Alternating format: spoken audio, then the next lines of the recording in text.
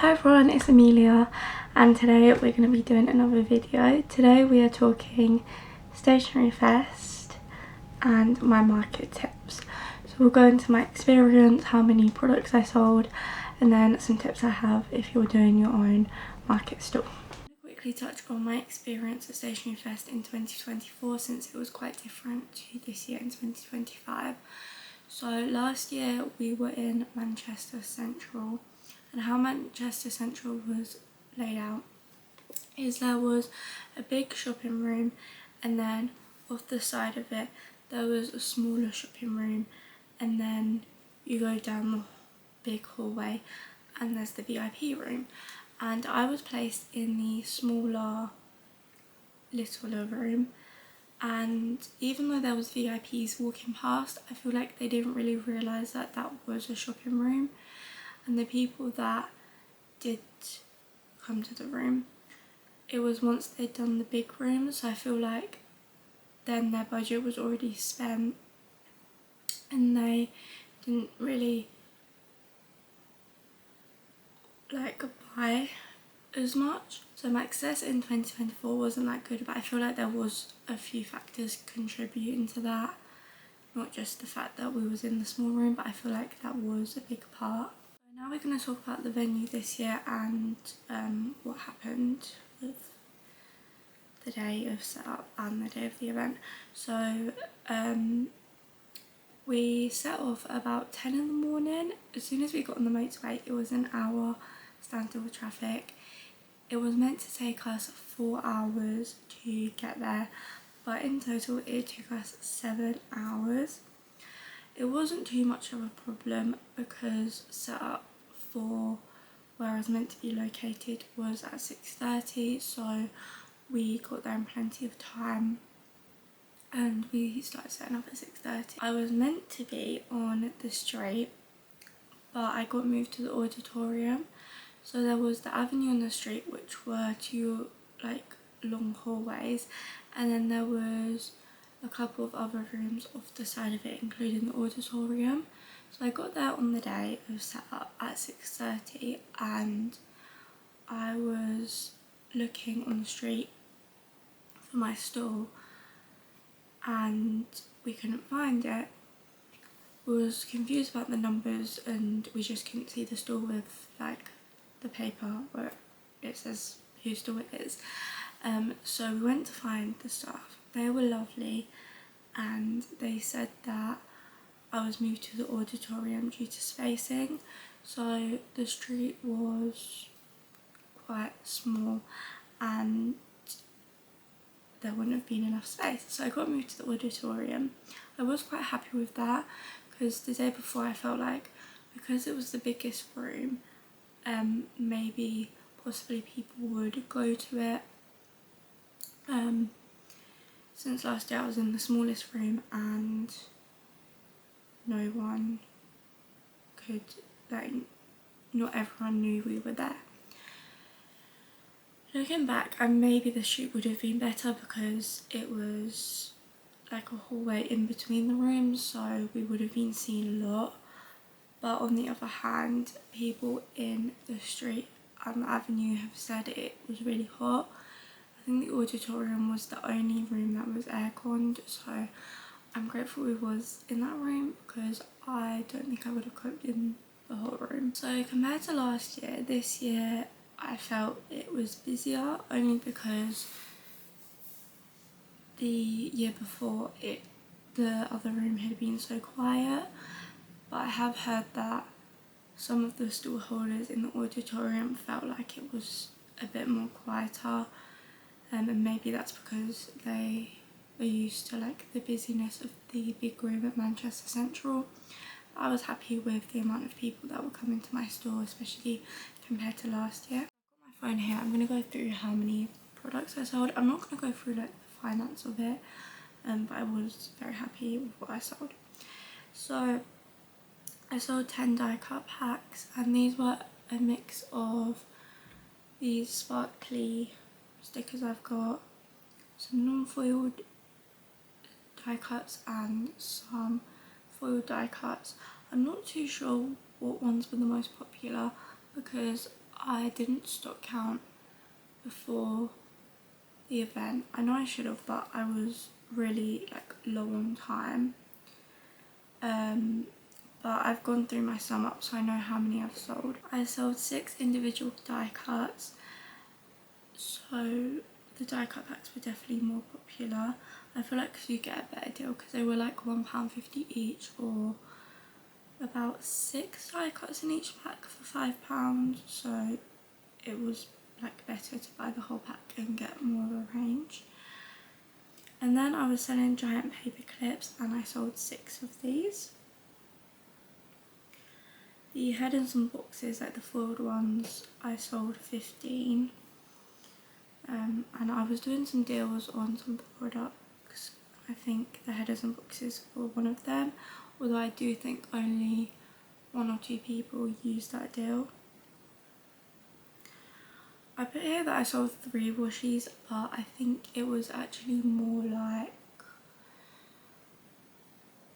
7 or 8, because when I was doing this I didn't factor in the 2 for £5 deal, so I did sell more than them.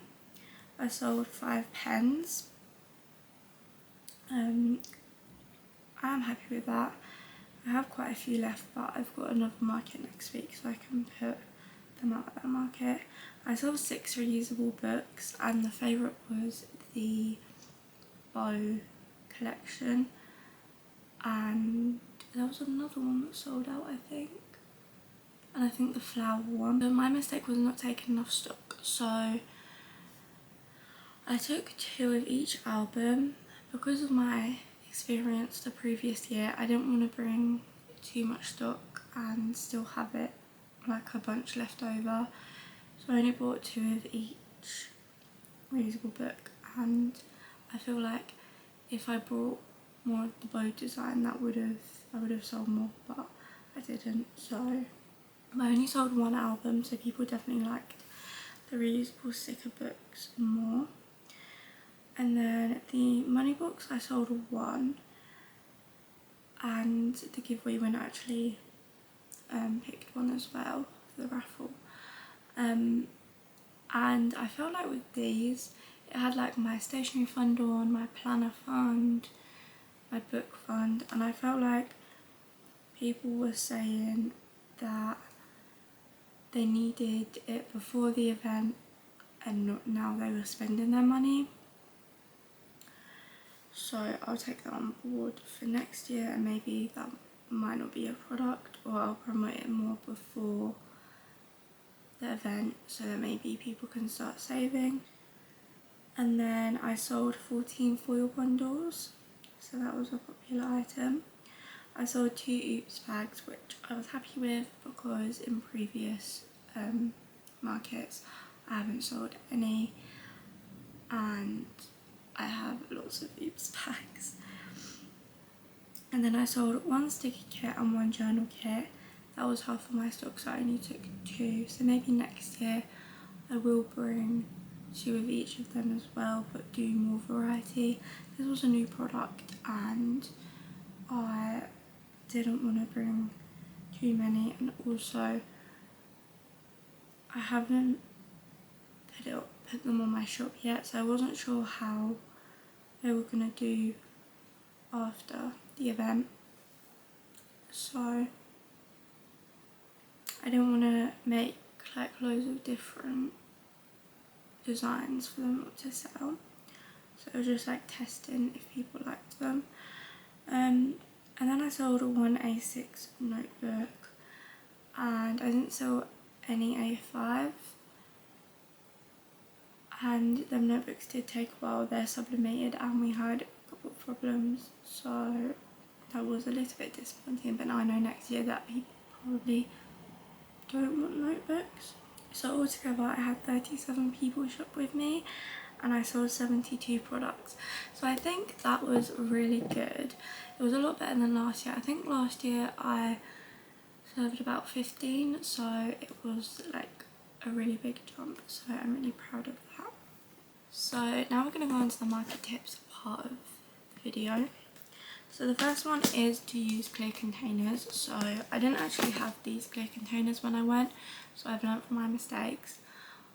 I put most of the products in a clear box, but then the other stuff was in a bag or like cardboard boxes, and it was a struggle to find things. So at one point we thought we lost the backboard and the velcro and stuff, and I just did not know what box or bag it was in. There was 3 other people helping me set up, and they was like, what bag did you put it in, what box did you put it in? I was like, I don't remember, because when I was at home it seemed really organised, like all together, but actually setting up it wasn't the most helpful. And because I was the one that packed it and not the people that were helping me set up, they didn't know where it was, I couldn't remember. So if I had these clear boxes, one, we would have been able to see what was in it, and also I could label them in case you can't see something in it, and they would know, oh, that's the box we need. Also, you don't need that many people helping you set up, but it was me and my friend Shannon, and then my mum and her friend. So setting up, it was all of us, just because I wanted help carrying the stuff there, like opinions on where things should go if it looks good. But on the actual day of selling, it was me and my friend, and then my mum and her friend went and went shopping and stuff while we did the day. I recommend at least one person helping you set up. Like last year it was just me and my mum, and it was a lot easier for like carrying stuff, and like setting up would be done quicker. The next tip is have clear price signs to avoid confusion. So last year a lady came to my store and she picked a couple of things up, and because the signs weren't clearly, like the signs were there, but I do agree it was confusing where you wasn't sure what sign went with what product. The lady bought the item and didn't realise the price, but then asked for refunds, then I had to refund the product. And to avoid that this year, I put stickers on all the products that had cellophane bags on them, so that people could pick up the item and as it's in their hand it had the price on. Obviously not everyone's going to want to do this, but I did really want to avoid confusion. I also did have these signs on the table as well, so that if you were looking at the store from afar you could kind of see what things were priced at. So something that's going to make your life a lot easier is to have a trolley. So I have like 2 different types. I have one that's like a box one, and like you drag it along, and then I have like a camping sort of one. I'll put pictures on the screen, but I felt like the camping one was a lot better. I struggled last year pulling the square cubed one because the handle was broken and it was a nightmare, but this year I did just carry stuff, and then other people pulled the trolleys, so I didn't need to worry about that. The next thing is to have something interactive. So this year we had some Polaroids that we could take for you, and then you get the Polaroid for free. We had props, glasses. I felt like it was quite fun actually, and a lot of people got involved. We were asking people if they want a Polaroid, because I feel like the sign wasn't really big enough, so if we do that again next year, then I'll definitely make the sign bigger. If people were looking at the sign as well, we was like, oh, do you want a free Polaroid? Because I feel like some people don't like asking sometimes, so if we offer it, a lot of people were saying yes. And then my friend did actually go around all the stores and ask them as well if they wanted Polaroids. That was fun as well. A lot of the store holders, I felt like that. And then we did get people posting it on social media, like the Polaroids, and I said that if I'd pick one lucky winner to win some Stick With Mimi goodies that ended up being a £15 shop credit voucher to one person, so I sent that off. So I just think the interactive element makes it more fun. You don't have to do like Polaroids, since Polaroid film is very expensive. You could do like an interactive game, a photo opportunity where they like take their own photo. The next one might be like self-explanatory, but like take photos and videos, so you never know when you want to post on social media about it. And it's also good for like memory, and also if you go again next year as a store holder, you can post content from this year to like announce it, and I feel like it's just good for your socials. The Stationery Fest account was like reposting anything that you posted, so I really liked that. I got a lot of interaction on Instagram, more than I normally do, so I was very happy with that. So yeah, if the organisers of the event does repost content, I would definitely recommend it, because it can get people excited, they can see products you're selling. And I felt last year I didn't really do much content, I stepped it up this year. And then last year, I feel like something that helped me this year that I didn't really do last year is have a variety of products. Last year I pretty much just had foil and die cuts, die cut packs I had. Let me have a look at the stall from last year that I posted on Instagram. Yeah, it was like the boxes, the bundles, die cuts, washi, and then some scripts and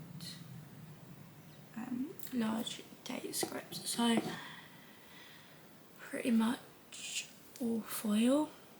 So that could have contributed why I didn't do as well last year, because if people came over, it was literally just foil, and if they wasn't interested in foil, then they wasn't going to buy anything. But this year I had stationery bits, I had sublimation, like bits like the money boxes, paper clips were sublimated, the pens were sublimated, notebooks. So yeah, like mostly stationery, I think all the stationery stuff was sublimated. And then I had more variety of die cuts, I had sticky. So that is all of my market tips. If you have any other market tips for people, then leave it a comment down below, and we can all share our market tips. But I hope you enjoyed this video. I'm sorry it wasn't a vlog. I've been very busy this week. I have appointments, and then I'm going out on Friday to London to do the Paddington experience. So this week's vlog would have been very short and not that many things happening. So I will see you all next week for another video. Bye!